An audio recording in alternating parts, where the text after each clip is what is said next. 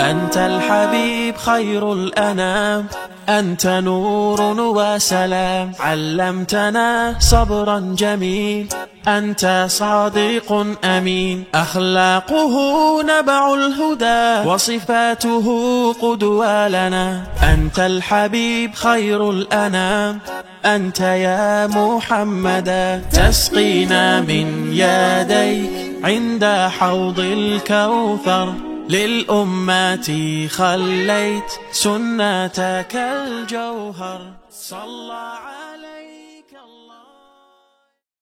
Baik, bunda semuanya. Bismillah, kita mulai kajian pada pagi hari ini. Biiznillah ilman warzuqni fahman. Bismillahirrahmanirrahim. Kepada Coach saya Abikim, Walitafadil Masykurah. Terima kasih Kang Dedin. Allahumma ftah lana qulubana wa alhimna rushdana wahdina ila siratikal mustaqim.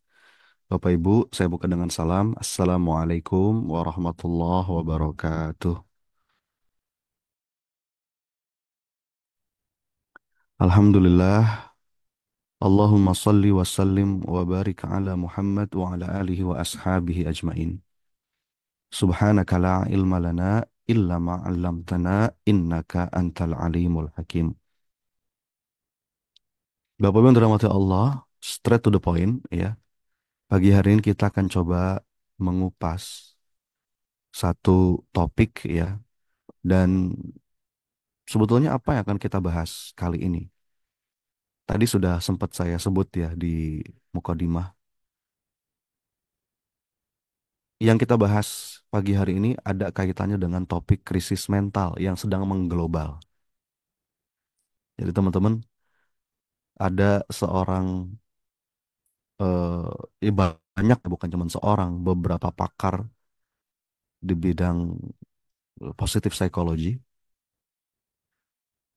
menjelaskan bahwa perkara isu tentang mental health itu hari ini sedang mengglobal. Ngerasa nggak sih Bapak Ibu? Kita tuh s- menjumpai hari ini banyak orang yang kok cenderung stressful gitu ya. Dan itu semua kalangan. Mulai dari yang taat beragama maupun yang tidak beragama. Sama-sama kok mudah marah, mudah mencaci, saling tebar kebencian. Mau yang kaya atau yang miskin, itu nggak jauh beda. Punya stresnya masing-masing. Jadi kalau kita bilang, oh sumber stres itu karena nggak punya uang, ya mungkin itu benar bagi orang yang nggak punya uang. Tapi orang yang punya uang banyak pun itu punya stresnya sendiri. Iya nggak? Mereka sama-sama mengeluhkan kondisi hidupnya yang kurang inilah, kurang itulah. Punya stresnya masing-masing. Mau orang pinter maupun orang yang tidak sekolah sekalipun, ya itu sudah susah diajak berpikir jernih dan adil gitu. Apalagi nih, ini lagi masa-masanya nih Bapak Ibu, pilkada ya. Itu yang berantem itu kan bukan cuma orang-orang yang nggak berpendidikan, yang sama-sama profesor juga bisa berantem tuh, debat di TV. Ya nggak sih? Kok kayaknya susah sekali memandang sebuah persoalan atau sebuah fenomena itu secara berimbang atau cover both side.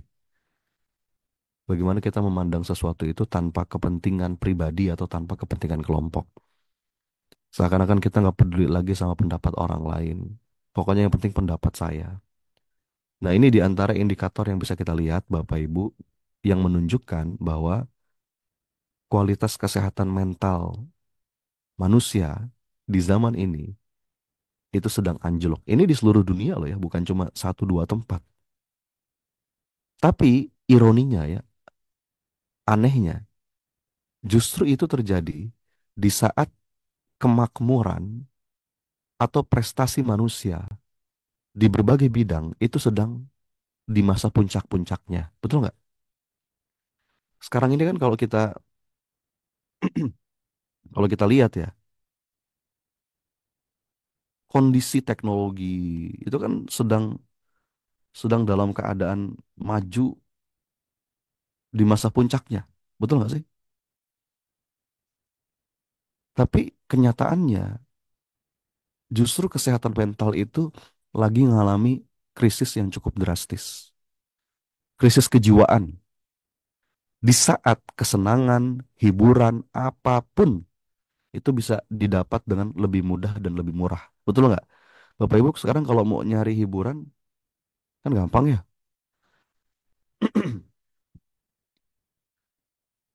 Tapi anehnya data menunjukkan tingkat bunuh diri terutama di kalangan remaja putri itu meningkat drastis. Depresi, kecemasan meningkat drastis. Banyak orang yang merasa kesepian, padahal sekarang revolusi teknologi sosial media itu membuat kita gampang terhubung harusnya, gampang berkomunikasi dengan siapapun, kapanpun, dimanapun. Sekarang itu kan kita kalau mau ketemu siapapun, mau ngobrol dengan siapapun, dimanapun, kan gampang ya Bu, lewat medsos. Tapi datanya menunjukkan, anehnya kok makin banyak orang yang merasa kesepian. Makin banyak orang yang merasa lonely, ya. Bahkan orang itu sekarang kayak punya dua kepribadian gitu. Di dunia nyata minderan, pendiam, tapi di dunia maya tuh galak, vokal, ya.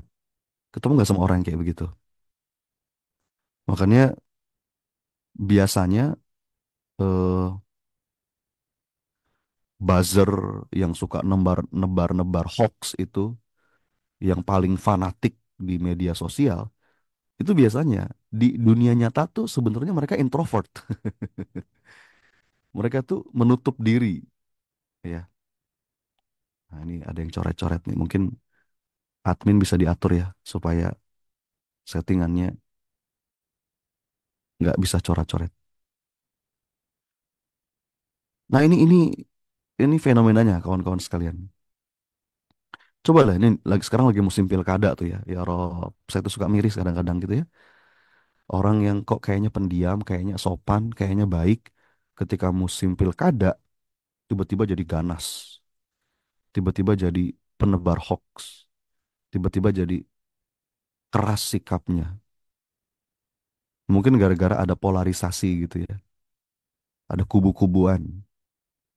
Awalnya rukun-rukun aja, tapi ketika pilkada jadi beringas, jadi saling jahat gitu satu sama lain, apa setidaknya secara verbal gitu. Gara-gara beda pilihan gubernur, beda pilihan bupati, atau mungkin beda mazhab, itu satu grup pengajian tuh bisa berantem nggak karu-karuan tuh. Hanya karena beda mazhab, dipanas-panasin dengan beda pilihan kepala daerah. Ngamatin nggak sih Bapak Ibu? Nah, sebetulnya apa nih yang sedang merasuki diri kita nih? Apa sebetulnya yang sedang merasuki diri kita? Apa yang sedang terjadi?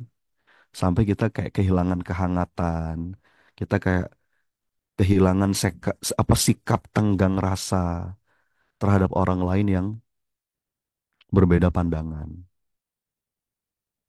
Nah, saya yakin apa yang saya tanyakan ini juga pasti Bapak Ibu tanyakan di hati. Iya nggak sih?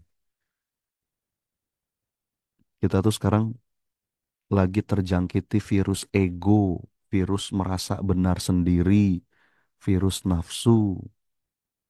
Ini virusnya halus banget, ya. Dan biasanya orang kalau kena virus ini dia nggak ngaku. Itulah bedanya penyakit hati dengan penyakit fisik. Kalau penyakit fisik ngaku ya Bu, Pak. Kalau tanya sama dokter lagi sakit apa Bu? Pusing dok, sakit perut dok. Tapi kalau penyakit hati itu banyak orang nggak ngaku. Sibuk cari pembenaran. Dia pasti menyangkal. Nah, ini penting. Dulu itu kalau kita dengar berita bunuh diri dulu ya, itu kan kayaknya di luar negeri gitu ya, di Jepang, di Korea. Sekarang itu bahkan dekat dengan keseharian kita, ya Rob. Bahkan kalau mengutip sebuah data dari apa Himpunan Psikologi Indonesia itu, Di Indonesia ada 200.000 orang yang berniat bunuh diri tiap tahun, ya, tiap tahun. Artinya kalau ngomongin isu kesehatan mental itu, teman-teman, ini jadi menarik ya untuk kita bahas. Dan menurut satu kajian, ya, ada satu penulis nih, namanya Johann Hari, dia menyimpulkan depresi dan kecemasan itu udah jadi wabah global sekarang. Bahkan kalau di Amerika, Bapak Ibu, 20% orang dewasa di Amerika itu terjangkiti hal ini. Bahkan sampai harus minum obat penenang. Dan ini menular ke seluruh dunia lewat gadget dan social media. Nah ini. Dan dia punya satu, mohon maaf ya, saya lagi agak batuk. Dia punya satu kajian, satu buku yang judulnya itu Lost Connection. Jadi kesimpulannya, hari ini banyak orang mental health-nya bermasalah karena lost connection, karena putus rasa gitu. Dan di antara yang membuat kita lost connection, ada banyak faktor, tetapi salah satu yang paling bertanggung jawab itu adalah social media. Social media, teman-teman sekalian. Bahwa social media itu kalau kita tidak bijak dalam menggunakannya, itu malah bikin kita lost connection. Malah bikin human downgrading. Kualitas diri kita sebagai manusia itu downgrade. Ya, kan mestinya upgrade ya. Handphone aja setiap tahun upgrade. Ya nggak sih Bapak Ibu? Komputer aja setiap tahun di-upgrade. Tapi masalahnya, menurut beberapa penelitian, manusia itu hari ini justru malah downgrade. Nah ini repotnya. Dan anehnya itu terjadi di dunia hari ini gitu. Harusnya kita mudah terhubung di dunia maya, tapi malah jadi sulit terhubung dengan diri sendiri. Atau sulit terhubung dengan orang lain di dunia nyata gitu. Banyak gak Bu orang mungkin di sosial media temennya ribuan, tapi di dunia nyata dia nggak betul-betul punya sahabat. Ada nggak yang kayak gitu? Ya, itu sebuah fenomena yang namanya human downgrading gitu. Apa aja sih pengaruh sosial media kok bisa sampai segitunya? Ada 7 nih Bapak Ibu yang perlu kita sadari. Saya meminjam istilah dari guru saya, istilahnya itu 7 monster sosial media. Yang pertama, sosial media itu kalau nggak hati-hati bisa bikin kita kecanduan. Betul nggak? Artinya kalau kita nggak bangun tidur terus langsung lihat medsos itu kok kayaknya kurang enak gitu. Dan ciri-ciri orang kecanduan itu kan semakin hari dia butuh semakin banyak. Kalau nggak dikasih dia gelisah, dia stres. Dan bahkan itu sudah mulai menjangkiti bahkan mulai anak-anak, dari anak-anak. Itu monster yang pertama. Monster yang kedua tuh distraksi, Bapak Ibu. Jadi medsos itu bikin kita terdistraksi. Kita lagi enak-enak ngerjain pekerjaan, tiba-tiba muncul notifikasi, ting gitu ya. Terus kita tergoda deh untuk lihat itu. Kita udah mau tidur, tapi gara-gara lihat Instagram, buka TikTok, akhirnya nggak jadi tidur tuh sampai jam 12 malam. Keenakan scrolling. Ya nggak, Bu? Itu namanya tuh infinity scroll. Nah, ini bahaya nih. Itu temuan besar dalam dunia media sosial, yaitu infinity scroll. Jadi Bapak Ibu, kita itu kan kalau scroll terus, itu kan nggak ada habis-habisnya. Betul nggak? Mau sampai 24 jam Anda scroll, ya ada terus. Nah, makanya untuk bisa sehat secara mental, kita perlu sadari ini nih. Jangan sampai kita terdistraksi nggak jelas. Ya. Yang ketiga, monster dari sosial media itu adalah isolasi. Jadi bisa diprediksi orang yang semakin lama dengan medsosnya, dia akan semakin terisolasi dari dunia luar, dari dunia nyata. Betul nggak? Iya, itu yang ketiga. Akhirnya kan bikin lost connection, bikin lost connection. Jadi nggak terhubung gitu dengan dunia nyata, karena dia terisolasi secara nggak sadar. Dan yang keempat, ini juga bahaya nih. Monster sosial media suka membuat kita membanding-bandingkan, social comparison. Jadi kita bandingkan diri kita dengan orang lain. Kita bandingkan A dengan B. Apalagi ditambah yang kelima. Yang kelima itu fake image. Fake image itu kesan palsu. Kesan palsu. Pencitraan gitu lah ya. Jadi kalau kita lihat di Instagram, kita lihat di sosial media, itu kan yang diposting itu kan dalam kondisi dia yang terbaik. Betul nggak sih, Bapak Ibu? Jalan-jalan ke luar negeri, foto berdua mesra dengan istrinya. Kenapa mesra? Ya karena buat buat di-post di Instagram. Pertanyaan saya, apakah setiap hari dia kayak begitu? Kan nggak juga.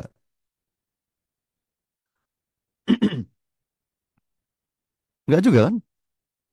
Bisa jadi rumah tangganya sedang berantem, tapi ya di Instagramnya kelihatan mesra. Bisa jadi dia mungkin sedang kesulitan dalam keuangan, ya. Tapi di Instagramnya dia lagi jalan-jalan ke luar negeri. Itu namanya fake image. Fake image atau kesan palsu. Dan ditambah lagi yang keenam dan yang ketujuh nih monsternya. Ada namanya polarisasi. Jadi kubu-kubuan gitu. Orang itu semakin terpolarisasi. Kita itu akan cenderung berkumpul dengan orang-orang yang opininya sama dengan kita. Ya, nih coba deh perhatiin nih Bu, lagi musim pilpres, pilkada gitu ya. Itu kan isi timeline kita, isi feed kita, isi apa sih beranda kita, medsos kita. Itu kan cenderung yang sesuai dengan pilihan-pilihan kita. Itu emang emang algoritmanya begitu, ya nggak? Memang algoritmanya begitu,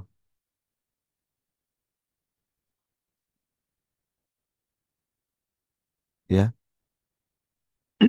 Kalau Anda buka Instagram atau apapun lah sosial media yang lain, yang yang muncul itu posting-postingan yang memang selera Anda. Kalau Anda sukanya buka kajian, ya udah, yang muncul tuh kajian-kajian, ya. Kalau Anda sukanya tentang masak, yang muncul tuh ya tentang masak. Ada yang sukanya kucing, muncul itu. Yang sukanya lucu-lucu. Nah, sama. Nanti kalau pas lagi pilkada, yang muncul tuh yang sesuai aja dengan yang kita suka gitu. Akhirnya kita nggak bisa lihat opini pihak lain. Ditambah lagi yang ketujuh hoax. Nah, di sosial media tuh hoax bisa menggema dengan sebegitu hebatnya. Jadi hati-hati teman-teman, tujuh monster sosial media ini bikin kita lost connection. Ya, canduan, distraksi, isolasi, banding-bandingin. Ya nggak? Kita lihat di sosial media ada teman kita. Wah enak ya, dia teman SMP saya tuh lagi jalan-jalan ke luar negeri. Ya kita nggak tahu aja kondisi batinnya kayak gimana. Mungkin dia lagi punya masalah rumah tangga, makanya jalan-jalan ke luar negeri. Ya nggak? Mungkin aja kan begitu. Sementara Anda mungkin yang nggak punya begitu banyak uang, nggak bisa jalan-jalan, tapi rumah tangga Anda harmonis. Kita suka bandingkan kekurangan kita dengan kelebihan orang lain. Nah, itu kan jadi masalah tuh. Ada orang foto mesra dengan pasangannya. Terus kita lihat itu, terus kita jadi berpikir kenapa ya kok rumah tangga saya begini nggak kayak dia. Padahal itu bisa jadi fake condition dan itu akan membuat kita nggak sehat secara mental. Gitu. Bisa dipahami ya teman-teman ya. Ini yang bikin orang akhirnya lost connection. Jadi hati-hati. Nah ini kalau kalau saya bagi dua, monster satu sampai monster kelima itu bikin orang tuh depresi, anxiety, bahkan sampai pengen bunuh diri, ngerasa dirinya nggak beruntung karena dia bandingin dengan orang lain. Bahkan yang nomor 6 sama nomor 7 itu bisa membuat perang saudara tuh. Jadi perang saudara. ribut gitu kan. Dan teman-teman, datanya tadi kan sempat saya sebutkan ya,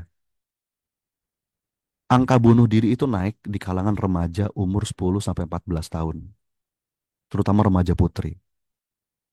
Dan itu mencapai angka yang paling tinggi dalam 40 tahun terakhir. Cobalah kalau dipikir-pikir ya, itu umur 10 sampai 14 tahun, bunuh diri. Yang dipikir apa coba? Stresnya tuh stres apa gitu loh.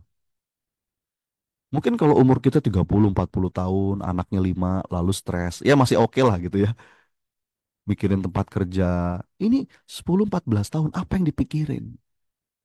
Kok bisa sampai bunuh diri? Dan itu pemicunya diantaranya sosial media. Makanya ya, nih Bapak Ibu kalau punya anak, pastikan minimal itu di atas 14 tahun. Baru dikasih handphone, dikasih sosial media. Itu minimal. Kalau nggak butuh-butuh amat malah. Hati-hati kalau Anda ngasih anak di bawah itu. Maksudnya eh, punya sendiri gitu ya, yang bisa dia kendalikan. Itu bahaya. Medsos itu bisa bagus, tapi kalau kita nggak bijak menggunakannya, itu bisa bikin kita kehilangan kesejahteraan batin, lahir batin bahkan. Ya, ini ada foto, ada seorang anak muda, anak remaja putri gitu ya, post posting sesuatu di medsos.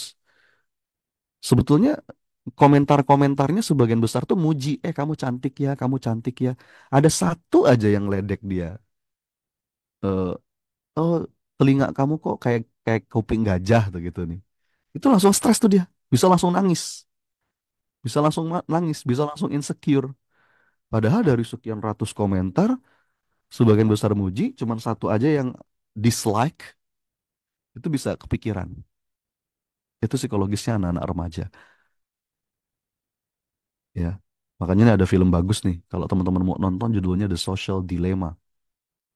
Bagaimana ini film dokumenter ya, ada di Netflix. Jadi bagaimana sosial media itu, games, pokoknya aplikasi apapun yang ada di handphone Anda, itu memang didesain untuk membuat kita kecanduan. Jadi di balik Facebook, Instagram, mereka tuh punya punya puluhan doktor di bidang psikologi, di bidang teknologi yang akan mendesain supaya aplikasinya itu bikin Anda kecanduan. Disebut dengan attention economy. Jadi mereka akan rebutan perhatian Anda, Facebook, Instagram, pokoknya semua aplikasi itu, cara menghitung performance dia bagus itu dengan apa? Dihitung berdasarkan seberapa lama Anda memakai aplikasi itu. Semakin lama Anda bersamai aplikasi itu, maka dia semakin berhasil. Dia berhasil mengcapture perhatian Anda. Jadi ukuran keberhasilannya itu seberapa lama Anda buka aplikasi itu, ya. Karena semakin lama perhatian Anda ke situ, dia bisa pasang iklan, bisa nawarin macam-macam. Itu namanya attention economy. Attention economy. So, teman-teman, ini di disampaikan oleh para pakar ya, bahwa yang namanya sosial media itu bisa menjungkir balikan kelakuan manusia, bikin orang jadi terpolarisasi, hoax jadi cepat tersebar. Makanya hati-hati, jangan suka gampang nge-share kalau belum kita pastikan kebenarannya. Ya, apalagi ada echo chamber effect. Kita itu hanya dikumpulin dengan orang-orang yang seopini dengan kita. Akhirnya pendapat kita makin keras, ya, dan lain sebagainya. Nah, terus pertanyaannya, bagaimana nih? Apa yang perlu kita lakukan? Kan gitu. Nah, ini kata Profesor Martin Seligman,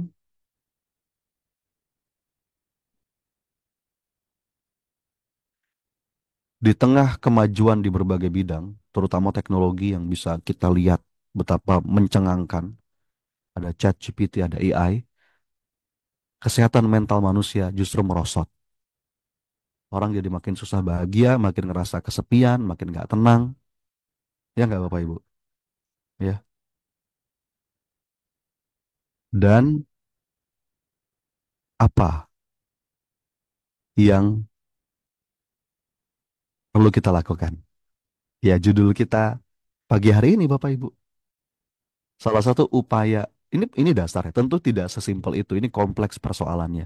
Tapi kalau Bapak Ibu nanya, Mas, kalau gitu mulai dari mana supaya kita bisa punya mental yang lebih sehat? Jawabannya adalah reconnection.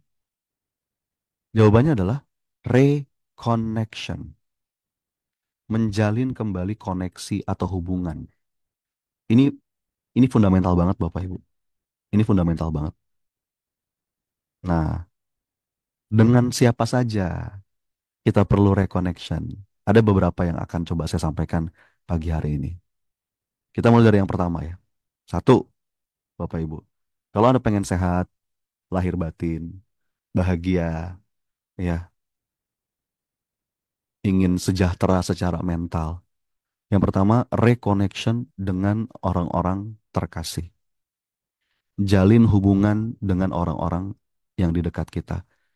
Jangan sampai, kan ada istilah tuh, oh sosial media itu mendekatkan yang jauh, menjauhkan yang dekat. Pernah nggak dengar begitu? Nah itu udah nggak benar. Maka yuk reconnection, jalin hubungan dengan orang-orang terkasih. Ini resep dari Johan Hari nih, yang tadi saya sebut. Dia bilang banyak orang depresi itu karena terputus dengan orang-orang dekat. Dengan anak, lost connection. Dengan orang tua, lost connection. Dengan pasangan, lost connection. Itu akhirnya membuat orang jadi mudah kesepian. Maka kuncinya adalah luangkan waktu untuk menjalin hubungan dengan orang-orang dekat. Ya. Teman-teman tahu nggak Bapak Ibu, penyesalan terbesar manusia di ujung hidupnya itu bukan karena kurang banyak uang, bukan. Bukan karena belum kesampaian punya rumah idaman, bukan. Bukan karena belum punya mobil impian, bukan. Penyesalan terbesar manusia dalam hidupnya ada dua. Yang pertama kurang ibadah ya, kurang taat sama Allah, kurang banyak sedekah. Yang kedua, kurang meluangkan waktu dengan orang-orang yang kita cintai dan mencintai kita. Jadi Bapak Ibu, langkah untuk reconnection yang pertama adalah jalin kembali hubungan dengan orang-orang terdekat. Ada dua nih. Yang pertama bikin family time. Jadi keluarga-keluarga yang kuat dan bahagia itu mereka selalu punya persamaan. Apa itu? Family time. Minimal seminggu sekali kita ngumpul seluruh anggota keluarga. Ya, ini penting. Is- ngapain Mas? Bisa ngapain aja. Tapi yang penting kumpulnya. Bisa makan bareng, bisa ngaji bareng, sholat bareng, ngundang ustadz mungkin kultum, atau sekedar yang kultum ganti-gantian nih dari apa namanya masing-masing anggota keluarga. Tapi pastikan momen itu menjadi momen yang membahagiakan buat semua. Jangan kita jadikan untuk momen menghakimi salah satu anggota keluarga. Nggak boleh. Jadi play together, main bareng, ngaji bareng, pray together, learn together, mungkin belajar bareng. Intinya bikin seminggu sekali family time. Ini salah satu upaya kita, teman-teman sekalian. Lalu yang kedua, setelah ada yang bareng-bareng, ada yang kedua, yaitu one-on-one bonding experience. Jadi Anda bikin jadwal ngedate bersama satu persatu anggota keluarga. Satu persatu anggota keluarga. Gitu. Kalau saya ada jadwalnya tuh Bapak Ibu. Ya, saya jalan sama anak pertama saya. Biasanya saya nonton bola kalau sama anak pertama saya. Jalan sama Cinta anak kedua saya, shopping gitu ya. Makan. Nanti ada masanya anak-anak titip dulu sama neneknya, saya jalan sama istri saya. Berdua. Nah, ini jangan sampai pengantin-pengantin lama nih udah terlalu lama nggak ngedate sama pasangannya. Jadi itu upaya kita untuk sehat secara mental. Reconnection yang pertama, jalin hubungan dengan orang-orang yang kita kasihi. Ada satu kalimat dalam bahasa Inggris nih, ini menyentuh banget.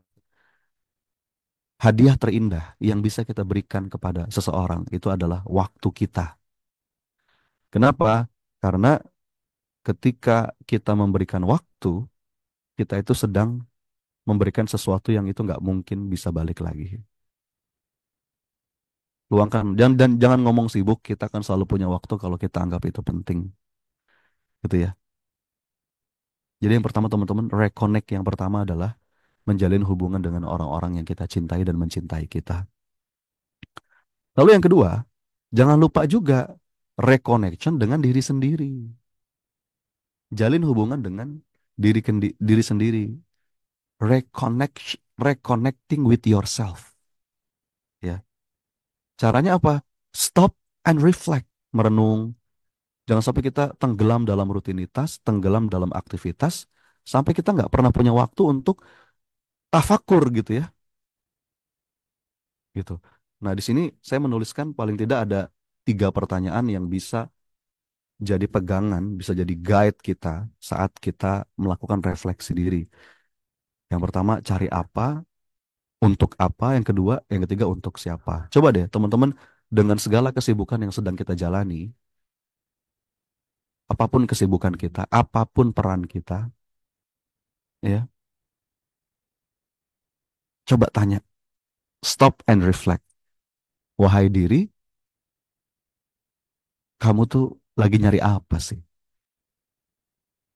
Jangan sampai kita sibuk aja, jungkir balik, siang malam, ngejar sesuatu, tapi nggak jelas gitu loh. Maka ini pertanyaan penting. Ini pertanyaan penting. Apa yang sedang kau cari, wahai diri? Nanyanya sama diri sendiri. Ini ibu-ibu melayani suami, ngurus anak, apapun lah aktivitas Anda tuh, rutinitas Anda, jangan sampai kita kehilangan rasa. Nah, supaya nggak hilang rasa gimana? Ambil waktu, jeda, terus tanya, aku tuh cari apa ya? Sampai ketemu jawabannya, aku cari ridhomu ya Allah. Tapi pelan-pelan, bukan pakai teori jawabnya. Dari hati betul. Aku cari ridhomu ya Allah. Udah tuh, nanti kita akan tersambung kembali. Kita jadi punya ruh dalam setiap gerak langkah. Gitu kan? Nah, itu yang kedua. Yang pertama tadi, jalin hubungan dengan orang-orang yang terdekat.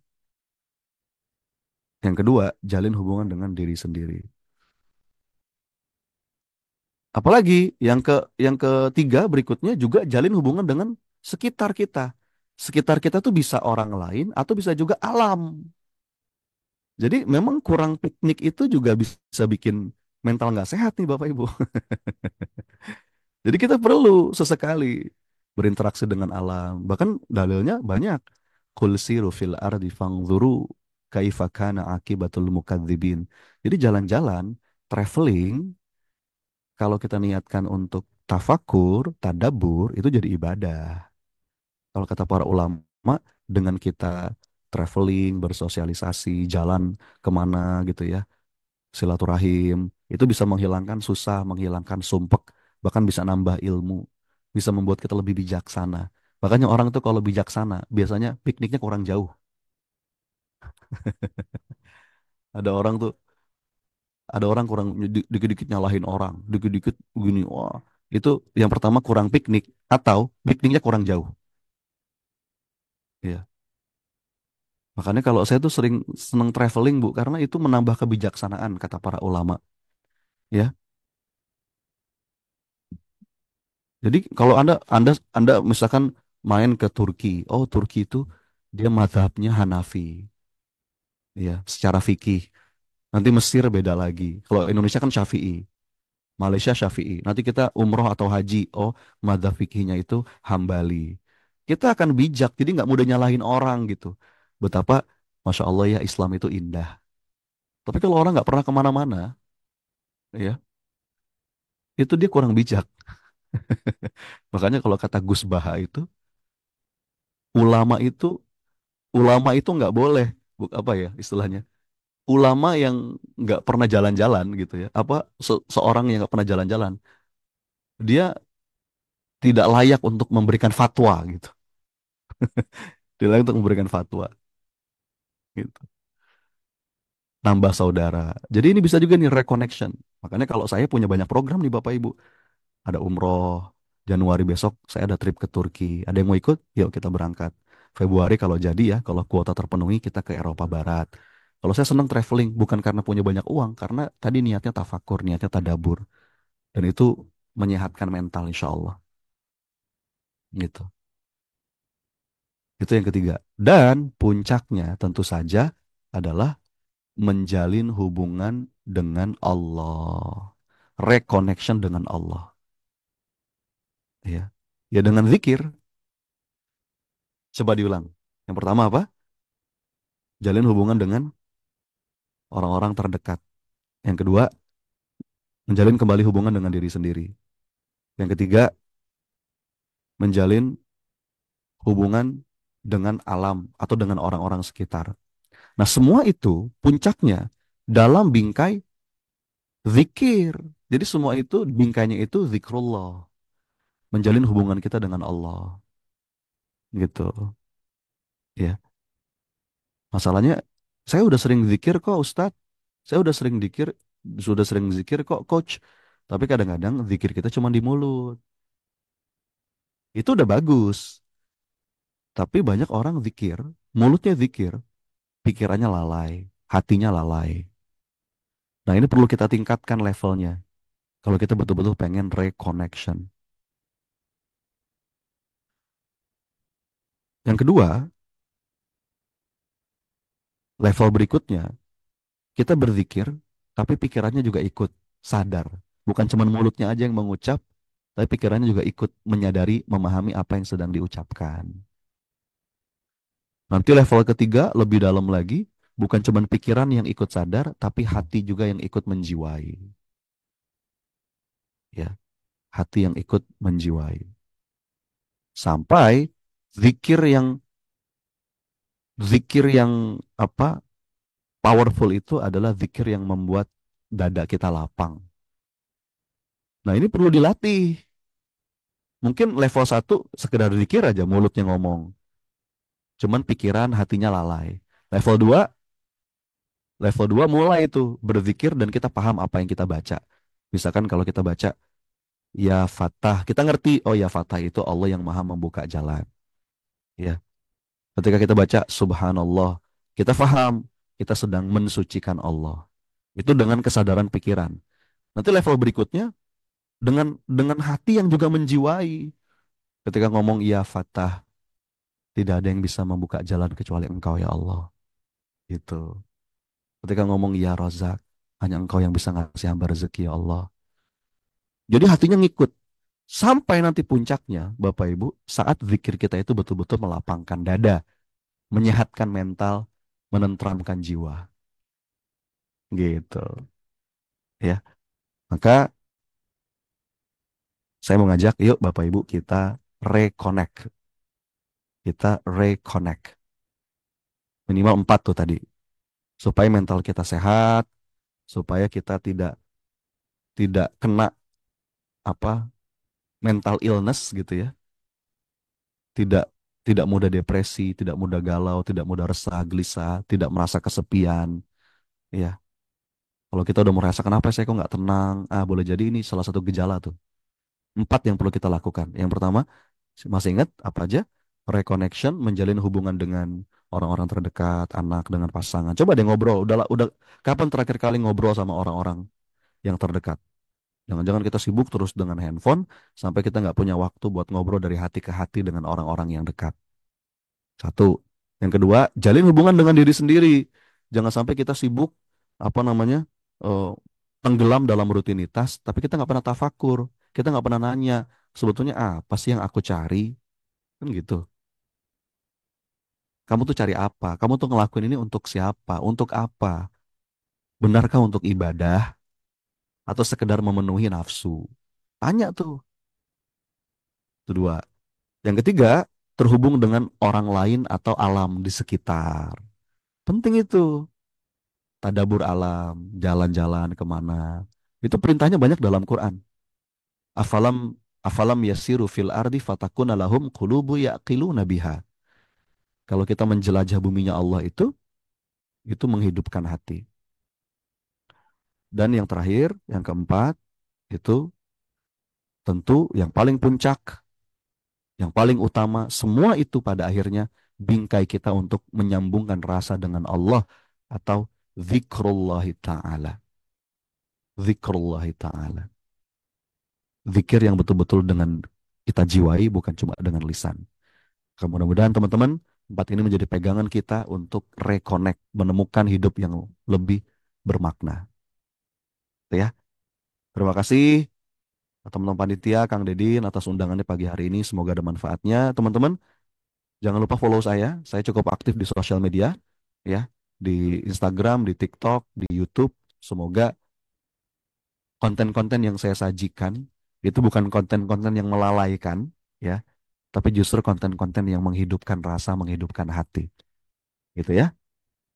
Hatur nuhun teman-teman sekalian. Semoga bisa ketemu di lain kesempatan, di webinar yang berbeda, di platform yang berbeda. Saya pamit, Kang Dedin, terima kasih. Ya, Assalamualaikum warahmatullahi wabarakatuh. Iya, waalaikumsalam warahmatullahi wabarakatuh. Masya Allah ya. Syukran jazakallah Coach Sani Abikim ya Masya Allah. Pagi hari ini gimana ilmunya? Daging? Daging ada tulangnya atau daging semuanya? Masya Allah ya, daging banget. Masya Allah. Ya, ya Masya Allah ya. Hari ini kita sudah belajar. Hari ini kita sudah belajar banyak banget dari Coach Sani Abikim. Ada 4 yang harus kita jalin hubungan. Sama siapa aja? Ada yang punya catatannya? Harus pertama sama siapa?